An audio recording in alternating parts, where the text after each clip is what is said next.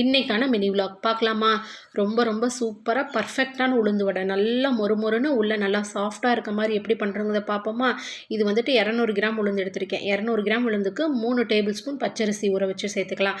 இதை அப்படியே மிக்ஸி ஜாரில் சேர்த்துட்டு லைட்டாக தண்ணி விட்டு அரைச்சிருக்கேன்.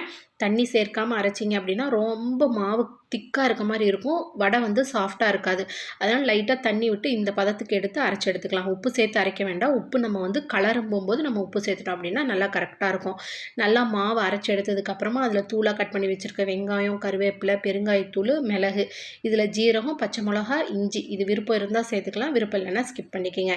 மாவு நல்லா உப்பு சேர்த்துட்டு நல்லா இந்த பதத்துக்கு அடித்து எடுத்தோம் அப்படின்னா கரெக்டாக இருக்கும். இப்போ நல்லா கையில் தண்ணி தொட்டுட்டு மாவு அப்படியே எடுத்து திரட்டணும் அப்படின்னா ஒன்றுக்கு ஒன்று விரலில் ஒட்டாமல் அப்படி பந்து போல் உருண்டு வரும்.